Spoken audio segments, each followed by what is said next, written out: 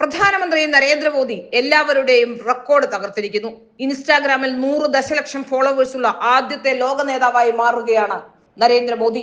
Trump 2ാം സ്ഥാനത്തേക്ക് പിന്തള്ളപ്പെട്ടിരിക്കുന്നു.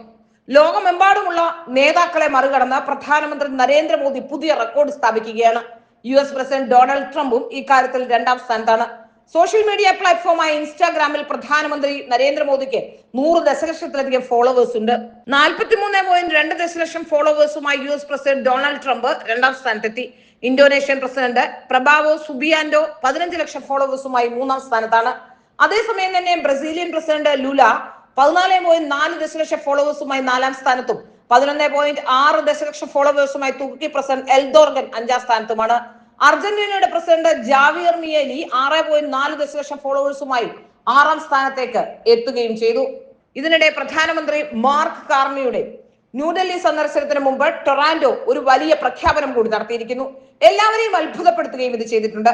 കാനഡയിലെ അക്രമ കുറ്റകൃത്യങ്ങളിൽ ഇന്ത്യക്ക് ഇനി പങ്കില്ലെന്ന് ടൊറാന്റോ പറഞ്ഞു. മാർക്ക് കാർണി ചുമതലയേറ്റ ശേഷം ഒട്ടാവോയുടെ ഇന്ത്യയോടുള്ള മനോഭാവത്തിൽ വന്ന മാറ്റത്തിന്റെ സൂചനയാണ് കാനഡയുടെ പ്രസ്താവന. പ്രധാനമന്ത്രി മാർക്ക് കാർണി ഇന്ത്യ സന്ദർശിക്കാൻ പോകുന്നതിന് മുമ്പ് ബുധനാഴ്ച മാധ്യമപ്രവർത്തകരുമായി നടത്തിയ യോഗത്തിൽ ഒരു മുതിർന്ന കനേഡിയൻ ഉദ്യോഗസ്ഥൻ ഈ പ്രസ്താവന നടത്തിയതായി ടൊറാന്റോ സ്റ്റാർ റിപ്പോർട്ട് ചെയ്യുന്നു. ഒട്ടാവയും ന്യൂഡൽഹിയും തമ്മിലുള്ള സുരക്ഷാ ചർച്ചകളുടെയും സഹകരണത്തിന്റെയും പുരോഗതി മുതിർന്ന സർക്കാർ ഉദ്യോഗസ്ഥർ വിവരിച്ചു.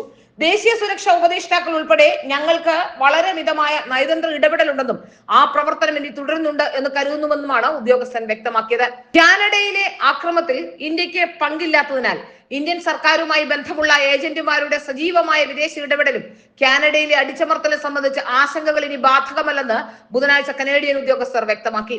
ഇന്ത്യയുമായുള്ള കാനഡയുടെ ശ്രമങ്ങൾക്ക് നിയമത്തോടുള്ള ബഹുമാനം പ്രധാനമാണെന്നും കനേഡിയൻ സർക്കാർ പറഞ്ഞു. ഇന്ത്യയുമായുള്ള പുനഃസ്ഥാപനത്തിലുള്ള ഞങ്ങളുടെ ഘട്ടം ഘട്ടമായുള്ള സമീപനത്തിന്റെ അടിത്തറ നിയമപാലക ഇടപെടലുകളോടുള്ള ബഹുമാനമായിരിക്കും. നിലവിൽ ഇന്ത്യയുമായുള്ള ബന്ധം പുനഃസ്ഥാപിക്കാനും ലോകത്തിലെ ഏറ്റവും ജനസംഖ്യയുള്ള രാജ്യവുമായുള്ള വ്യാപാരം കൂടുതൽ ആഴത്തിലാക്കാനും കാനഡ ശ്രമിക്കുന്നുണ്ട്. ഡൊണാൾഡ് ട്രംപിന്റെ കീഴിൽ കൂടുതൽ വിശ്വസനീയമല്ലാത്തതായി മാറിയ അമേരിക്കയെ വാണിജ്യപരമായി ആശ്രയിക്കുന്നതിൽ നിന്നും കാനഡയെ മോചിപ്പിക്കാൻ സഹായിക്കുന്ന 14 ബില്യൺ ജനങ്ങളുള്ള വളർന്നു വരുന്ന സാമ്പത്തിക ശക്തി കേന്ദ്രമാണ് ഇന്ത്യ എന്നും കനേഡിയൻ ഭരണകൂടം തിരിച്ചറിഞ്ഞു കഴിഞ്ഞു.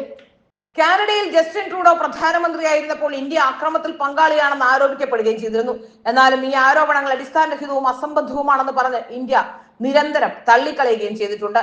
ഏതായാലും അതിപ്പോൾ ഇന്ത്യ പറഞ്ഞ വാദഗതികൾ അംഗീകരിക്കുന്നു എന്നാണ് മനസ്സിലാക്കാൻ സാധിക്കുന്നത്. ആദ്യമായി ഇസ്രയേൽ സന്ദർശിച്ച ഭാരത പ്രധാനമന്ത്രി നരേന്ദ്രമോദിയാണ് എന്നുള്ളത് ഏറ്റവും പ്രധാനപ്പെട്ട കാര്യവുമാണ്. 2017 ആ സന്ദർശനം ചരിത്രപരമായിരുന്നു. 2026 ഫെബ്രുവരി 25, 26 തീയതികളിൽ അദ്ദേഹം വീണ്ടും ഇസ്രായേലിലേക്ക് എത്തുകയാണ്.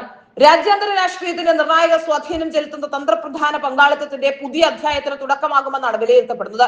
21ാം നൂറ്റാണ്ടിലെ ഭൗമരാഷ്ട്രീയ പുനഃക്രമീകരണത്തിന്റെ പശ്ചാത്തലത്തിൽ ഭാരതം ഇസ്രായേൽ ബന്ധം സ്വകാര്യ ബന്ധം എന്ന പരിധി കടന്ന് തന്ത്രപര നിർബന്ധം എന്ന നിലയിലേക്ക് ഇന്ന് ഉയർന്നിരിക്കുന്നു. ഏതായാലും നരേന്ദ്രമോദിയുടെ ജനപിന്തുണയും ലോകരാജ്യങ്ങളുടെ അംഗീകാരവും ദിവസത്തിന് ദിവസം പെരുകുകയാണ് എന്നാണ് നമുക്ക് മനസ്സിലാക്കാൻ സാധിക്കുന്നത്.